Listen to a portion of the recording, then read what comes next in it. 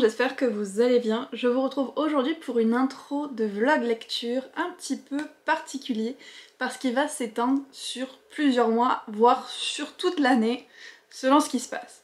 Donc là, vous devez vous dire, qu'est-ce que c'est que cette affaire?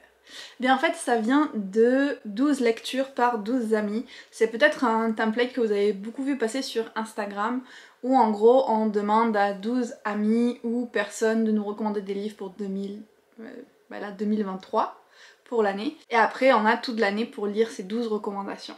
J'avais essayé de faire ça en 2018 ou 2019 avec 12 amis et ça avait été un gros échec. Donc je me relance pour 2023 et pour m'aider à me motiver à lire ces 12 recommandations, j'ai décidé que j'allais filmer ça. Donc je vais pas filmer de façon constante tout au long de l'année, mais à chaque fois que je vais prendre un des 12 livres que j'ai sélectionnés, je vais venir vous en parler. Et je pense que ce sera fun de pouvoir refaire un petit peu tous mes mois de lecture à travers ce vlog. On verra si ça me prend toute l'année ou pas pour faire ces 12 lectures. C'est très probable que oui. Je vais pas vous présenter les 12 d'avance parce que je veux que vous ayez la surprise au fur et à mesure, mais je vais vous parler de la première que je vais attaquer parce que c'est une de nos lectures communes du mois, et c'est La mer sans étoiles d'Erin Morgenstern. Je vais vous lire le résumé pour faire plus simple parce que je trouve qu'il explique vraiment bien la situation, mieux que moi je le ferai. Dans la bibliothèque de son université, Zachary Ezra Rawlins trouve un livre mystérieux sans titre ni auteur. Il découvre avec stupéfaction qu'y est décrite, noir sur blanc, une anecdote de son enfance qu'il n'a jamais racontée à personne. Tout y est, la fausse porte, peinte en trompe-l'œil, l'épée, l'abeille, jusqu'à l'odeur de la sauge. Cette porte, il n'avait pas osé l'ouvrir alors. Une seconde chance lui est donnée de prendre, par un labyrinthe de mots et d'histoires, le chemin de la mer sans étoiles. Un monde merveilleux fait de tunnels tortueux, de cités perdues et d'histoires à préserver, quel qu'en soit le prix. Donc c'est un livre sur les livres et qui est un des livres préférés de Chantal, donc c'est sa recommandation à elle et je vais l'attaquer tout de suite. J'ai vraiment hâte, même si il fait plus de 700 pages. Oh là là. Donc je vous ferai une petite update quand j'en aurai lu quelques chapitres.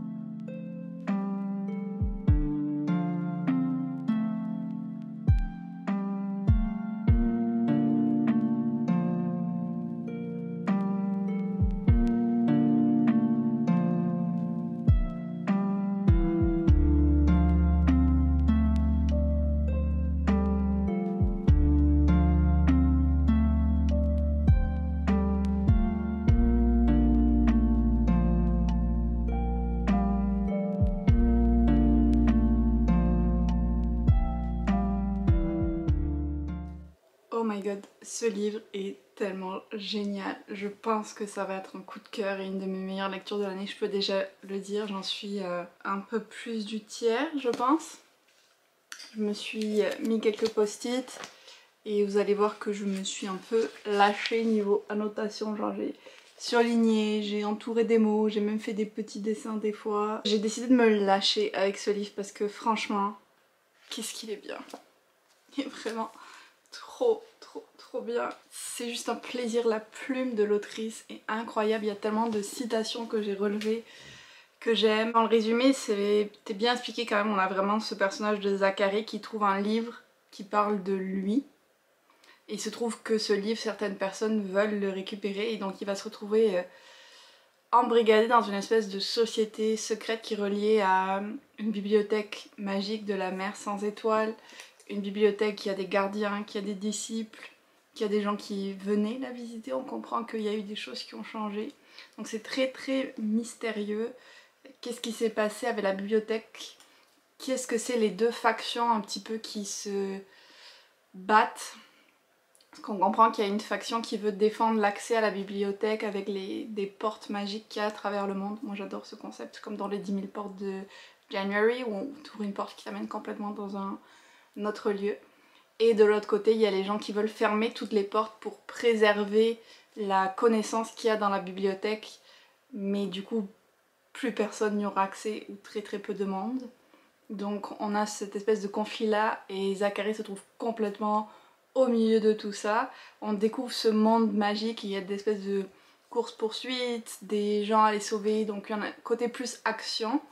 Et en parallèle de ça, on a des chapitres où on découvre des légendes, des contes qui nous en disent un peu plus sur la mer sans étoiles, sur l'univers, des fois des trucs hyper poétiques comme la romance entre le temps et le destin qui tourne mal, la rencontre du soleil et de la lune, la jeune fille à la plume, plein de contes ou légendes différents qui sont super bien écrits, qui ont chacun une morale ou une chute vraiment intéressante.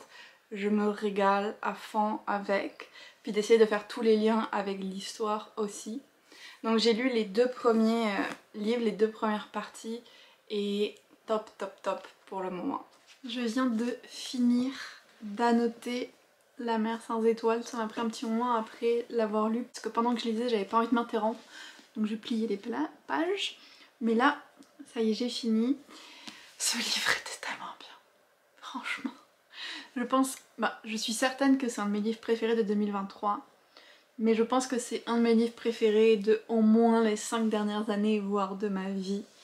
Il était tellement bien, j'ai adoré. Je pense pas que ce soit un livre pour tout le monde, parce que c'est quand même assez particulier, mais pour moi ça l'a vraiment fait. La narration, tous ces mélanges d'histoires dans les histoires, le mélange de contes, le mélange du récit actuel qu'on suit avec notre héros, tous les clins d'œil ou les indices qui sont parsemés au fil du récit, toutes les métaphores et les parallèles juste avec l'art de raconter des histoires, et l'écriture en elle-même. J'étais hyper fan, j'ai adoré ce livre, mais de la première à la dernière page. Je sais déjà que je veux le relire en anglais, parce que même en retournant sur mes annotations, enfin sur les pages que j'avais pliées, en ajoutant les annotations, en sachant ce qui allait se passer à la fin, je revoyais les pages que j'avais marquées d'une autre façon. Genre ce livre est très riche et je pense qu'on peut le lire plusieurs fois et découvrir de nouvelles choses à chaque fois qu'on le lit. Franchement, je sais pas comment l'autrice a réussi à écrire ce chef-d'œuvre, mais big fan. Vraiment. Donc pour mon objectif de lire 12 livres par 12 amis pour 2023, on commence quand même vraiment bien puisqu'on commence avec un coup de cœur. Je sais pas encore quand est-ce que je vais lire le prochain de la liste, mais je reprendrai ce vlog dès que j'aurai décidé ça. Hello, je vous retrouve parce que je viens d'entamer ma deuxième lecture des 12 livres par 12 amis avec Vania et le loup qui m'avait été recommandé par Marie du compte Muffins and Books. J'ai lu une centaine de pages là, donc je me suis dit que ce serait le bon moment pour vous faire une première update. Donc c'est l'histoire de Vania qui, quand elle était petite, quand elle avait 4 ans, a été abandonnée dans la forêt par sa mère et a été recueillie par Dame Fortune et Dame Mort qui sont devenues comme ses marraines. Une fois qu'elle a été un peu plus vieille, elle l'a envoyée être servante pour une grande famille du royaume où elle n'a pas super bien vécu. Je pense qu'elle a été un peu maltraitée, même si c'est pas encore discuté beaucoup. Et elle s'est jurée qu'elle ne serait plus la servante de personne suite à ça, sauf que au moment de cette raison, Dame Fortune et Dame Mort sont revenues la voir en disant maintenant il faut que tu choisisses, on t'a hébergé pendant plusieurs années, tu dois nous rendre l'appareil et donc choisir de servir une de nous deux jusqu'à la fin de tes jours. Et elle a refusé de choisir une des deux, et là on est quelques années plus tard où, d'une façon qui pour l'instant est inconnue, elle a réussi à prendre la place de la femme qu'elle servait, Gisèle, à se faire passer pour elle, donc une grande dame de la société. Elle est censée épouser un prince et tout. Et elle essaye de rassembler la somme d'argent suffisante pour pouvoir s'enfuir du royaume et ne jamais devoir être la servante d'aucune des deux dames, donc Fortune ou Mort. Et en fait, elle a un collier magique qui lui permet de ressembler à Gisèle. Et quand elle l'enlève, elle redevient elle-même et elle en profite pour dérober l'argent et les bijoux de gens riches. Donc elle a un peu cette double identité. Sauf que là, ce qui se passe, c'est qu'elle est vraiment pas loin d'être démasquée avant d'avoir réussi à atteindre la somme dont elle a besoin pour s'enfuir. Et en plus de ça, elle a été maudite par la déesse de la forêt. Et à chaque jour qui passe, il y a une partie de son corps qui se transforme en pierre précieuse. Donc elle a un rubis qui s'est incrusté dans sa joue. Là elle vient d'avoir une perle qui vient de pousser dans son nombril. Donc c'est ça qui s'est passé depuis le début. Je pense que ça met bien le décor en place. Pour le moment c'est sympa, j'ai pas d'opinion particulièrement positive ou négative sur l'histoire, mais il y a un point que j'aime bien quand même, c'est que l'autrice a été assez inclusive dans les relations. C'est pas juste dans genre quand elle parle de relations, elle parle pas nécessairement par défaut de relations homme-femme. Elle inclut un peu comme vraiment avec des phrases très légères mais qui suffisent, qu'il peut y avoir d'autres types de relations, qu'il peut y avoir des personnes qui sont intéressées par personne aussi romantiquement. Donc je trouve ça quand même bien que ce soit intégré de façon très fluide à l'histoire, juste avec des petites remarques par-ci par-là. Ça c'est quand même assez vite comme c'est en français. Je vais essayer de l'avancer un petit peu plus aujourd'hui, si tout va bien, et je vous ferai une autre update quand je l'aurai fini. Ça y est, j'ai fini le deuxième livre de mes 12 recommandations, donc Vania et le loup. Et franchement, j'ai adoré. Donc pas autant que La mer sans étoiles qui est un vrai coup de cœur, mais j'ai quand même beaucoup aimé Vania. On est quand même sur un schéma fantasy un peu plus classique, j'ai envie de dire, avec une malédiction à briser, avec une petite romance, avec de la magie, et avec un côté aussi que j'ai beaucoup aimé qui était inspiré, je pense plus folklore, je sais pas trop, mais genre Allemagne, Russie, Autriche, ce coin-là, avec les petites créatures, par exemple comme les créatures du foyer qu'on retrouve dans l'ours et le rossignol, même si là elles avaient un nom un peu différent. Donc il y avait tout ce côté magique qui était très intéressant, il y avait aussi tout ce qui était avec la déesse de la mort, déesse de la fortune, les dieux mineurs, il y avait vraiment une mythologie très intéressante dans ce livre. On a Vania, donc, qui est notre héroïne voleuse qui, bien malgré elle, va se retrouver à devoir empêcher un complot politique beaucoup plus gros qu'elle, tout en se questionnant pas mal sur tout ce qu'elle a vécu et qui elle veut être comme personne. C'est quand même quelqu'un qui a vécu beaucoup de traumatismes, de violences, de choses difficiles. On la voit vraiment lutter à travers tout ça et habituée à s'en sortir seule. Et moi, il y a un moment qui m'a rendue vraiment... genre j'ai failli pleurer. Un moment où personne ne la croit, encore une fois, et qu'elle se retrouve projetée comme quand elle était servante et qu'elle avait été maltraitée. Franchement, j'ai failli verser ma petite larme. J'ai trouvé la romance mignonne, même si l'autrice a un peu trop tendance à raconter les actions au lieu de les décrire. Et à certains moments, j'aurais préféré qu'elle les décrive et qu'on voit ce qui se passe plutôt que ce soit raconté en 2 phrases, genre, qu'on doive deviner. Ça a l'air aussi, selon les descriptions, que les 2 personnages dans la romance sont comme demisexuels. Donc ça, j'ai trouvé ça chouette aussi, c'est pas une représentation qu'il y a forcément souvent. Et puis, la chose qui m'a beaucoup déçue par contre, c'est quand j'ai découvert que ce n'était pas un one-shot comme je pensais, c'est une série. Ça veut dire que j'ai commencé une série de plus. Je suis désespérée. La fin est ouverte, mais on pourrait dire ça s'arrête là et puis on imagine la suite et voilà. Mais non, il y a autre chose qui s'en vient après, et vu que j'ai vraiment beaucoup aimé celui-là, même si comme je vous dis c'est peut-être un peu moins original, je l'ai beaucoup aimé, mais oui, je vais avoir envie de lire la suite, je vais avoir envie de retrouver le personnage de Vania et puis d'autres, j'espère, découvrir encore plus de choses sur la magie de cet univers parce que c'était quand même vraiment chouette. Donc je trouve que mes 12 recommandations par 12 amis, pour le moment, ça démarre bien parce qu'on a eu un coup de cœur et on a eu un que je dirais 4,5 sur 5, donc ça va bien. Les prochains, ce sera sûrement des romances que je vais lire vu qu'on est au mois de février et que je prévois un petit challenge romance. Il y en a 2 qui correspondent à ça, donc je vais voir si j'arrive à lire les 2 ou un des 2. Mais je vous retrouverai pour vous en parler au moment où je vais décider lequel je lis. Hello, je me retrouve parce que j'ai lu un livre de plus dans ma petite saga et... Alors au début je m'étais dit je vais vous faire une petite update au bout de quelques chapitres comme je fais d'habitude, genre je sais pas moi 10% ou une centaine de pages pour vous donner un peu ma première idée du livre.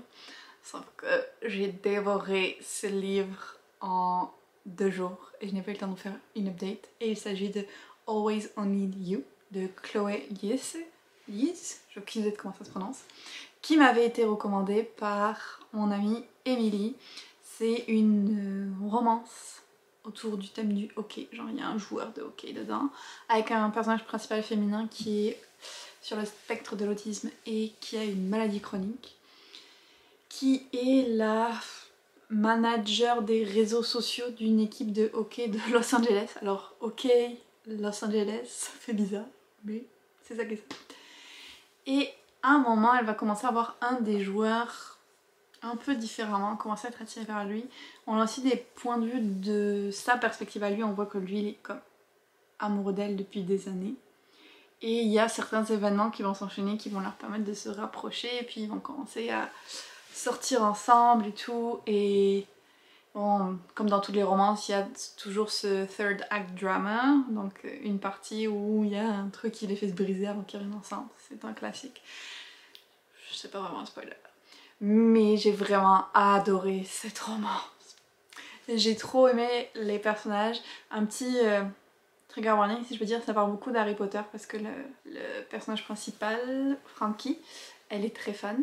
Donc même si c'est mentionné que l'autrice est comme transphobe dans le livre, c'est quand même très présent. Donc je sais que pour certaines personnes ça peut être gênant, donc je préfère le dire.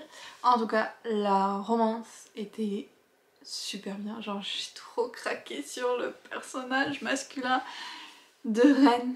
Il a rejoint le top de mes personnages roux préférés dans la littérature, qui est une idée de vidéo que j'aurais peut-être déjà faite quand celle-ci paraîtra. En tout cas je l'ai en tête. Je l'ai adoré, il était tellement doux et attentionné, en plus d'être un genre guerrier viking physiquement. Parfait. Le personnage de Frankie était vraiment super sympa aussi.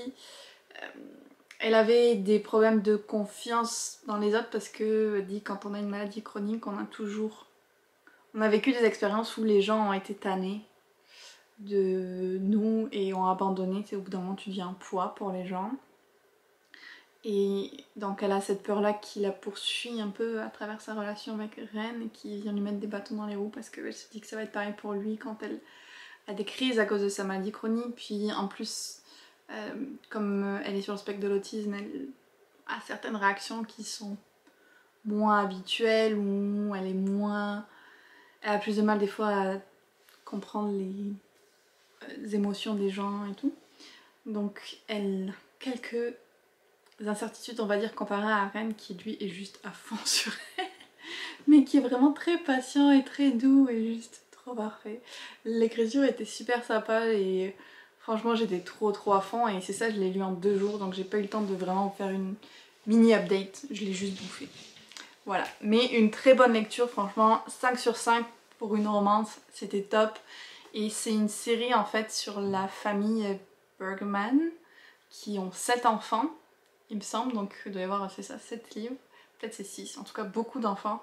Donc c'est sûr que je vais vouloir lire les autres maintenant parce que celui-là je l'ai beaucoup aimé.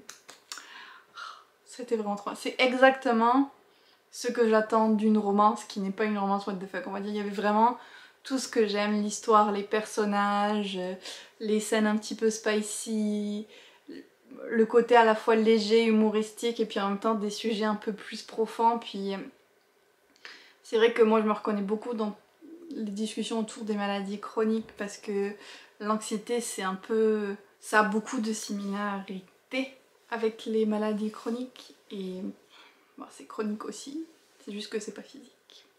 Mais donc je me reconnais quand même pas mal dans ces personnages là et j'aime bien voir ce type de romance aussi, donc ouais, une très belle découverte. Donc ça va être assez court le passage sur ce livre là, mais je vous le recommande vraiment si vous aimez bien les romances. Et donc je vous retrouverai pour ma prochaine lecture, mais franchement on est en février et j'ai lu 3 des 12 livres, donc on commence vraiment bien. Je suis très contente de moi. Hello! Je pense que ça fait un petit moment que je vous ai pas fait d'update pour ce vlog.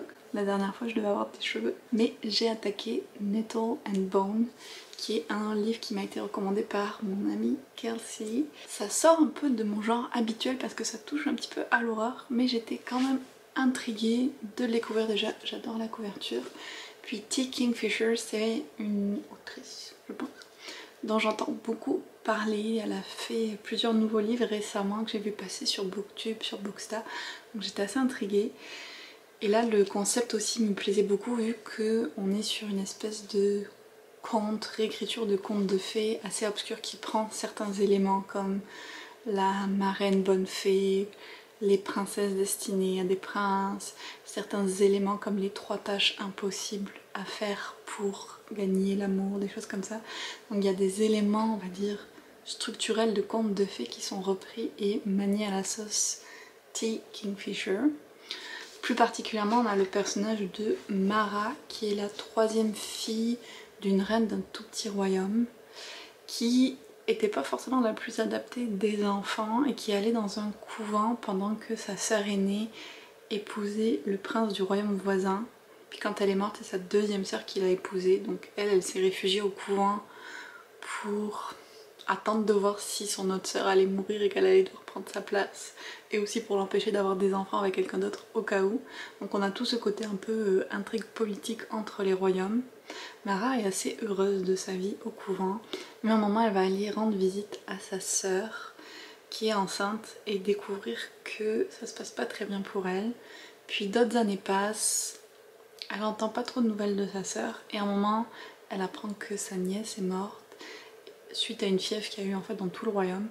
Et quand elle va aller aux funérailles, sa sœur va lui dire que elle est victime d'énormément de violences du prince et qu'elle doit fuir et se protéger au cas où elle meurt, qu'elle ne devienne pas sa 3e épouse, qui va aussi probablement engrosser, il n'y a pas d'autre mot à dire, jusqu'à ce qu'il ait un fils puis la tuer. Donc on a tout ce côté assez sombre, je vous passe un peu au-dessus de l'ambiance, mais elle est très... c'est ça, on sent qu'on est dans quelque chose un peu horrifique, un peu gothique. On voit toute cette malfaisance et on vit l'impuissance de Mara face à ça. Et je trouve que c'est intéressant aussi parce que là on suit un personnage qui n'est pas comme le personnage principal habituel des contes de fées. C'est pas la princesse qui a épousé le prince, non, c'est sa sœur oubliée de tous qui va décider de faire quelque chose pour tuer le prince auquel sa grande sœur est mariée et l'empêcher de lui faire du mal. Donc on a aussi les 2 timelines. On a la timeline où on voit Mara grandir et comprendre qu'est-ce qui se passe avec sa sœur, et on a la timeline où elle est déjà dans sa quête, où elle doit accomplir 3 choses impossibles pour pouvoir ensuite tuer le prince. Donc elle se retrouve à être le personnage principal d'un conte alors qu'elle n'en avait pas les attributs de base si on veut. Et la première tâche à laquelle on la retrouve attelée, c'est de construire un chien fait d'os. Et là elle va dans un pays, un endroit qui a été détruit magiquement, on ne sait pas trop pourquoi, pour faire ce chien d'os.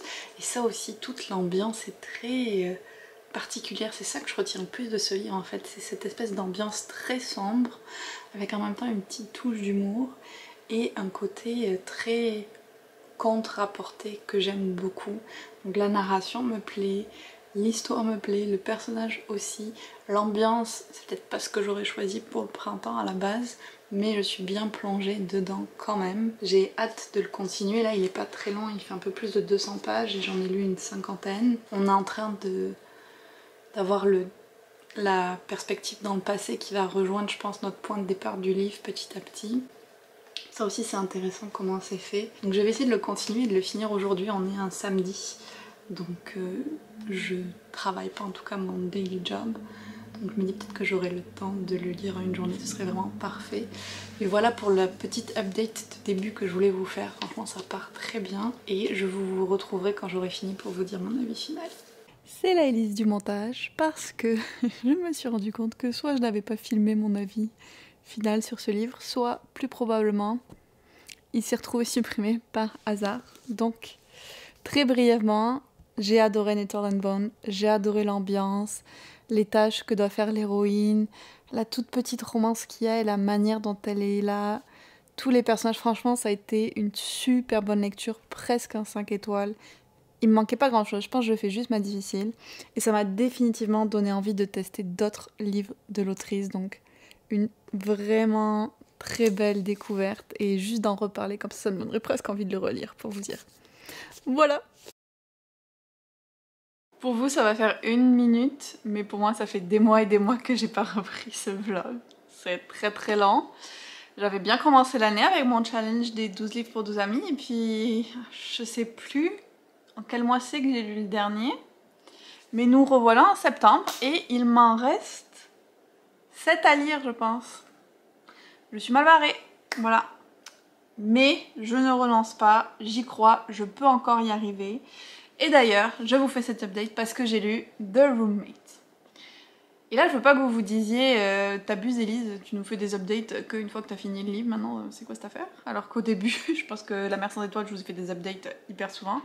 Mais c'est parce que j'avais fait une première update de ce livre-là au bout d'une 50aine de pages. Et en fait, il y a eu un petit problème avec l'enregistrement. Et donc vous n'aurez que mon update de lecture finale. Malheureusement, je suis désolée. J'espère que pour le prochain, il n'y aura pas de problème et que je pourrai vous faire comme d'habitude, une au début, une à la fin. Mais voyons le côté positif, ça va sûrement raccourcir cette vidéo qui va être très très longue et que j'envisage déjà de faire en 2 parties. Anyway, parlons de The Roommate, qui était la recommandation que Jessica m'a faite. Une romance assez particulière qui me faisait un petit peu peur. Et on y suit Clara, qui est un peu une jeune fille de bonne famille. Genre, elle vient vraiment d'une famille riche, elle a un trust fund, elle a fait des études dans l'art, elle n'a jamais eu vraiment de soucis financiers dans sa vie, qui va décider de traverser tous les États-Unis pour aller à Los Angeles, pour habiter avec Everett, un garçon dont elle est amoureuse depuis 14 ans, et elle espère enfin qu'il pourra la voir comme plus qu'une amie. Et sauf que quand elle arrive, Everett il lui dit « Ciao bye, je vais faire une tournée avec mon groupe, démerde-toi toute seule à LA !» On voit la considération qu'il a pour elle, n'est-ce pas? Et il se trouve qu'en plus de lui dire ça, il lui dit « Oh, au fait, j'ai loué ma chambre à un gars qui va être ton colocataire pendant plusieurs mois, Josh. » J'ai changé d'angle, je sais pas si c'est mieux pour la lumière, mais j'aimais pas avant. Donc, Clara débarque. Elle découvre que Josh est son nouveau coloc, mais en plus de ça, Josh est un acteur porno. Alors pour, en plus, une jeune fille qui a été... Une jeune femme, elle a 29 ans je pense, qui a été éduquée comme elle l'a été, c'est encore plus un choc culturel on va dire. Josh, lui, il est en train de vivre certains enjeux par rapport à son contrat, envisager de rester dans le même milieu du adult entertaining, mais de faire autre chose. Donc il se pose des questions un peu sur son futur aussi.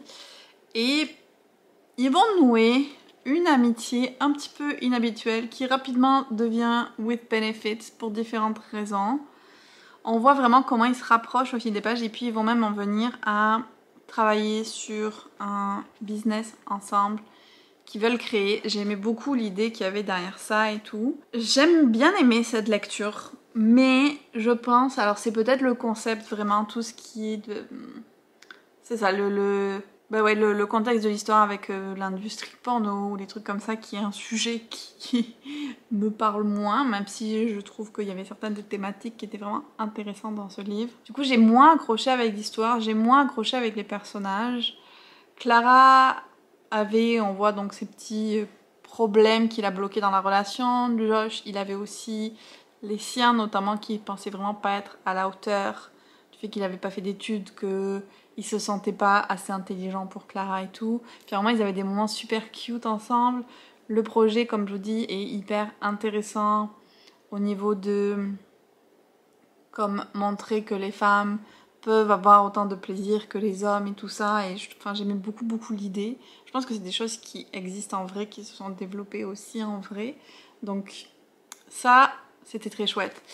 Mais le contexte, personnellement, pour moi, me parlait quand même moins.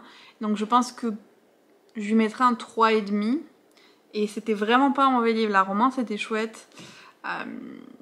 Vous savez les choses que j'aime, genre le consentement, tout ça, c'était là. La façon dont les scènes spicy étaient décrites, c'était pas forcément ma manière préférée non plus de les avoir. Il manquait un petit quelque chose pour que je soit vraiment dedans, genre ça valide mes critères on va dire pour ce type de scène quand j'apprécie de les lire. Encore une fois très personnel, je pense que c'est une romance qui peut vraiment plaire à beaucoup de monde parce qu'elle est très fun et il y a des sujets intéressants, les personnages sont chouettes, elle est bien construite. Clairement je ne serais pas contre de retester cette autrice peut-être avec un autre thème pour voir parce que voilà je pense que c'est le seul problème que j'ai eu avec cette lecture, c'était le thème de la romance. Donc une lecture sympa, mais Il me manquait un petit quelque chose pour être vraiment waouh et émotionnellement super investie.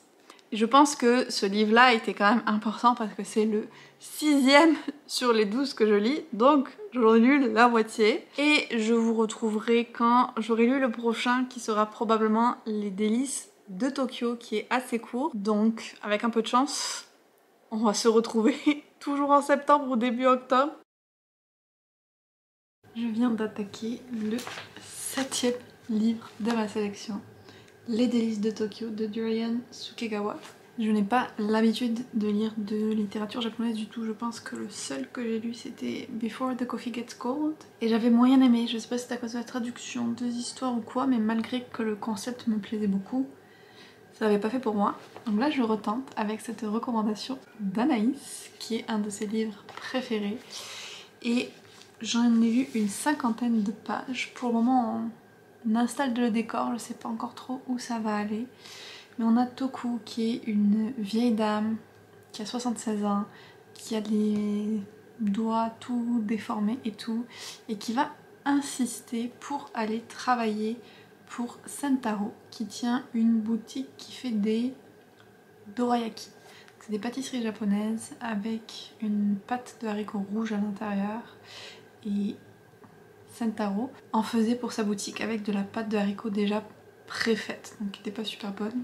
Et puis Toku va insister petit à petit et va finir par accepter de l'engager à moindre coût pour qu'elle prépare la pâte de haricots. Et alors elle a vraiment une manière extrêmement élaborée de la préparer, cette pâte de haricots. On sait pas trop qui elle est, on sait pas d'où elle vient, on sait pas comment elle connaît tout ça. Son personnage est assez mystérieux. Lui, on comprend que c'est un métier qui lui plaît pas vraiment, qu'il le fait juste pour rembourser ses dettes. Je pense qu'il a parlé du fait qu'il sortait de prison peut-être. Je suis pas sûre. Et apparemment il serait écrivain. En fait, ce serait son rêve en tout cas d'être écrivain et de publier quelque chose. Sauf que le travail ne lui en laisse pas le temps ni l'énergie. Donc il est un petit peu porté sur le sac. Là où j'en suis, comme je vous disais, c'est le début. On a Toku qui a commencé à préparer la pâte de haricots et ça attire déjà beaucoup plus de monde dans la boutique de Sentaro. Il est en train d'apprendre un petit peu en la voyant faire aussi qu'est-ce qu'elle fait. Comme je vous disais, je sais pas trop où l'histoire va s'en aller au-delà de ce qui est écrit dans le résumé qui est déjà pas mal spoilant en fait, donc je vais pas vous le dire au cas où vous préférez y aller comme ça à la découverte. Je suis assez neutre pour le moment, je dois dire aussi. J'ai pas d'avis trop négatif, trop positif, je me laisse porter par l'histoire pour le moment et on verra bien. Là il est presque 10 heures, donc je vais essayer de lire au moins une petite heure et de l'avancer au maximum. Il est pas très long, il fait un peu plus de 200 pages, donc qui sait, si ça me prend, peut-être que je le finirai ce soir, on va voir. Je vous retrouve avec Freya, j'ai fini le livre. C'est vraiment pas le genre de lecture que je choisirais pour moi, ou vers lesquelles j'irais toute seule, mais c'était une très belle histoire, très jolie, très émouvante, pleine de poésie, de douceur, d'un petit peu de tristesse. Je comprends pourquoi il y a autant de gens qui l'aiment. C'est ça, c'est vraiment un livre hors norme, on va dire, un petit peu pour moi, parce que il n'y a pas nécessairement de but à l'histoire, c'est vraiment plus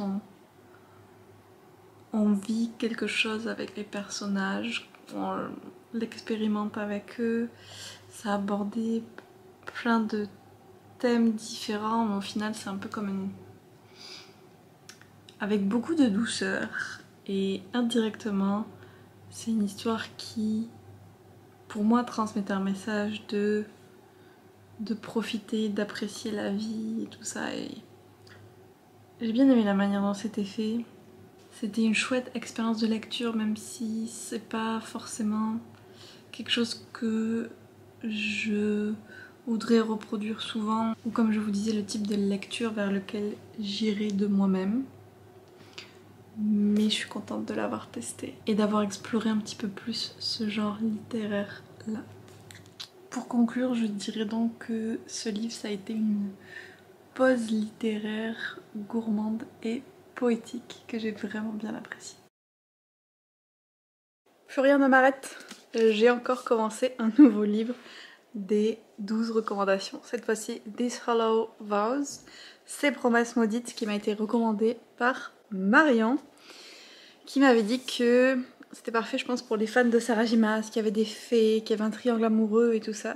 Et donc là, j'en suis à la moitié, c'est notre lecture d'octobre pour les capables. Donc dans ce livre, on a Brie, qui est une jeune fille humaine qui s'occupe depuis 9 ans, je pense, de sa sœur. Elles ont été abandonnées par leur mère et donc la vie, ça a été un petit peu de la merde pour elles depuis, parce que elles doivent travailler sans relâche pour leur kind of tante. Elles ont une vie très... En fait, ça me rappelait beaucoup Cendrillon, plusieurs éléments du début, notamment la façon dont elles se font utiliser par les filles de leur tante et la tante pour faire tous les travaux manuels. L'histoire commence vraiment quand Jazz, la sœur de Brie, se fait vendre par leur tante pour payer la dette au roi des fées Unseelie. Dans cet univers, d'un côté on a les humains, de l'autre on a les fées qui sont divisées entre les cours Seelie et Unseelie. Et il va demander à Brie, pour que Jazz soit libérée, de récupérer 3 artefacts magiques que la reine de la cour Seelie lui aurait volés. On sent qu'il y a un petit peu anguille sous roche déjà. Ce livre maintenant, qu'est-ce que j'en pense? J'ai eu un peu de mal avec tout le premier quart parce que ça reste très young adulte. L'écriture a beaucoup de répétitions quand même. Il y avait plein de révélations, on va dire, que j'avais vues venir de loin. J'ai encore quelques prédictions qui ne se sont pas réalisées. On verra d'ici la fin du livre si j'ai des réponses. Par contre, là, vers la fin de la première moitié, il se passe un truc qui a un petit peu attisé un peu plus mon intérêt. Mais je dois dire quand même que pour le moment, c'est une lecture sympa, mais je suis pas transcendée.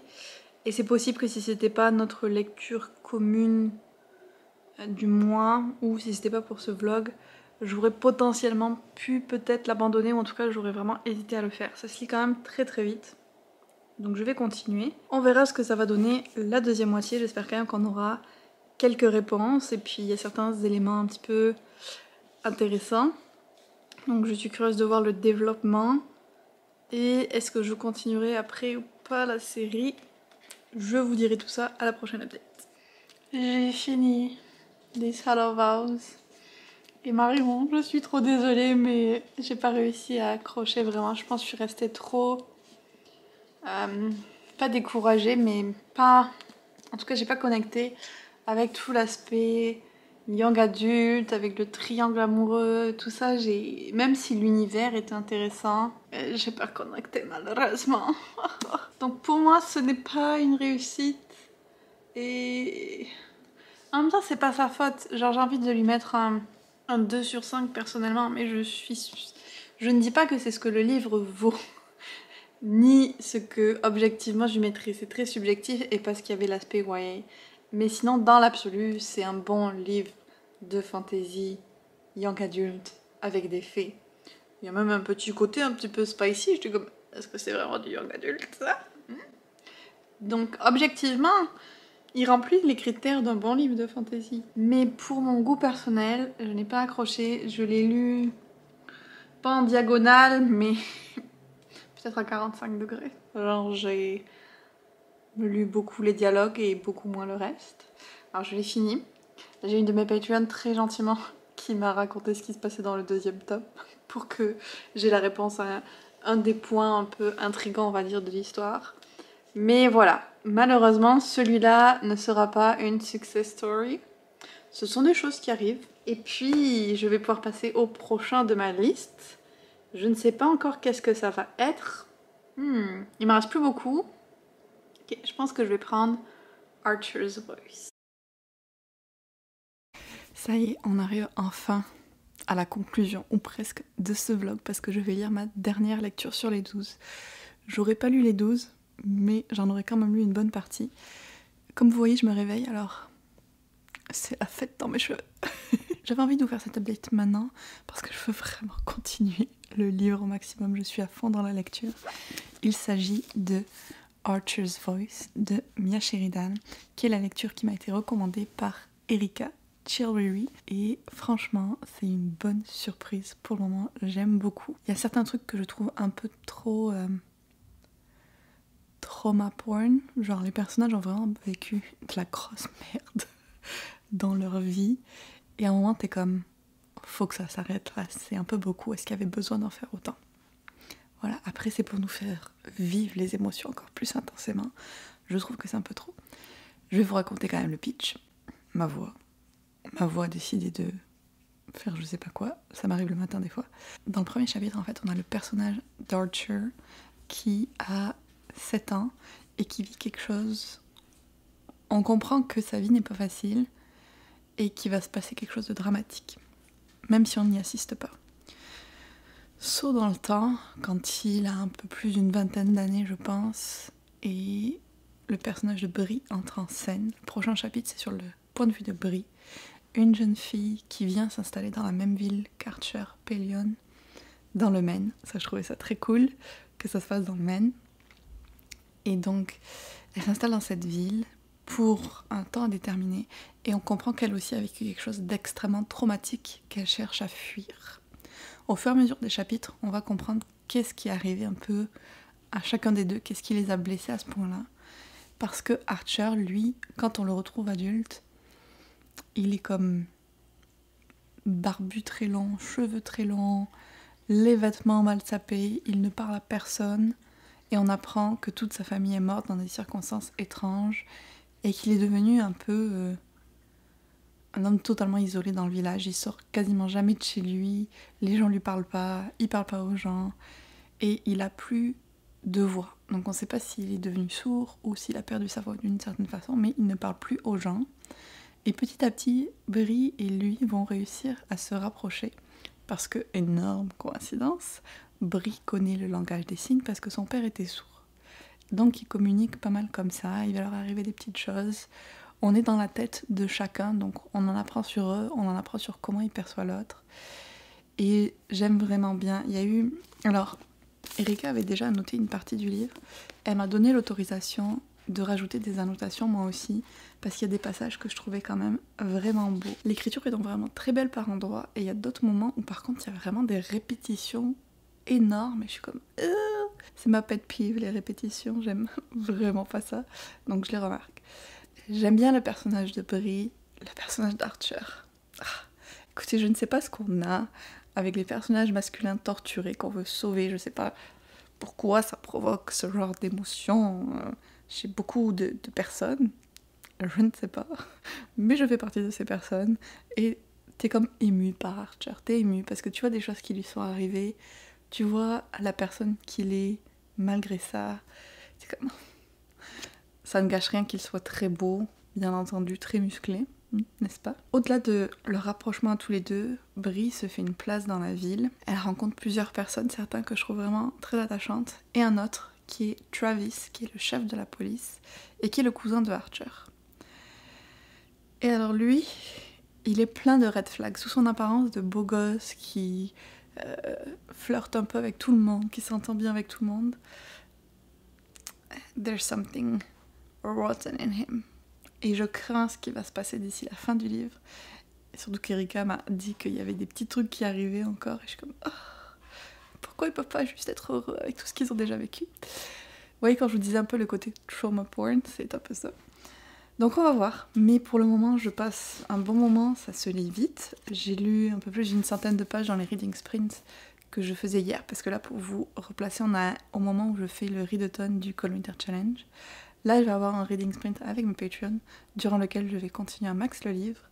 Et puis il y en a un autre cet après-midi avec tout le monde, ouvert à tout le monde, où je pense que je vais le finir. Parce que, voilà, ça se lit vite, je suis très émergée dans l'histoire, j'ai envie de voir qu'est-ce qui va se passer. Et il y a vraiment des beaux moments, en fait, dans le livre. Il y a vraiment des beaux moments. Donc ça, c'est une très chouette surprise. Et on se retrouve donc pour mon avis final.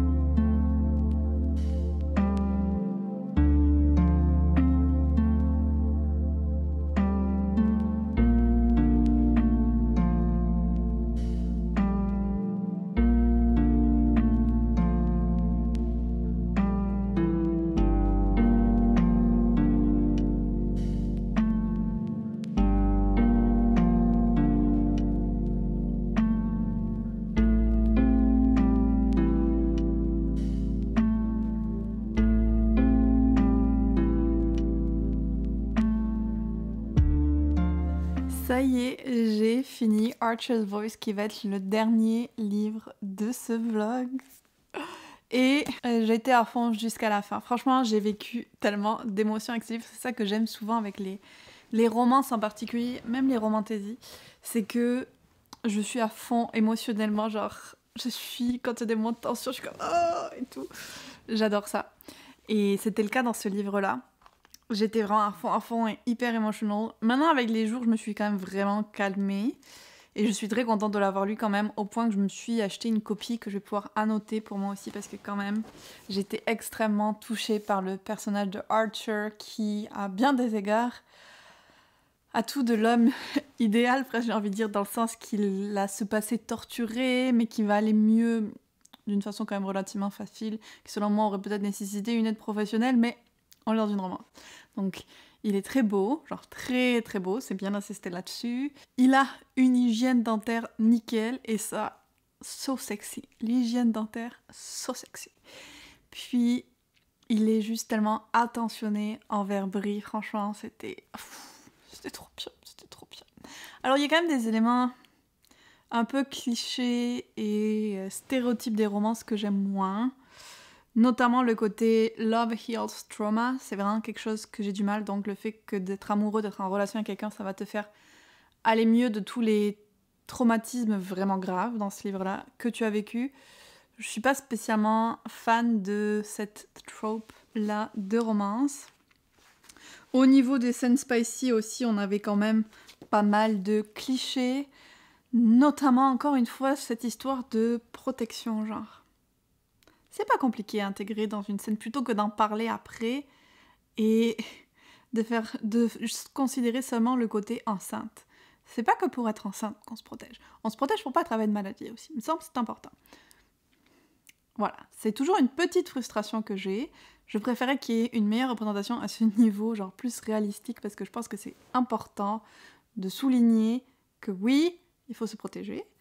Et puis, par contre, je dois dire que je pensais que c'était un slow burn et qu'il n'y aurait pas trop de scènes spicy, mais regardez tous les post-it rouges que j'ai mis. Et il y en a beaucoup. Les scènes spicy étaient très spicy, genre ça m'a vraiment...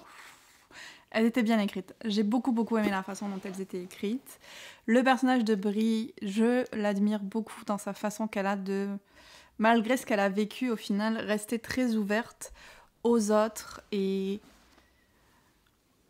aller plus loin, on va dire, que le premier regard avant de juger quelqu'un et tout. Et j'ai vraiment aimé sa relation avec Archer.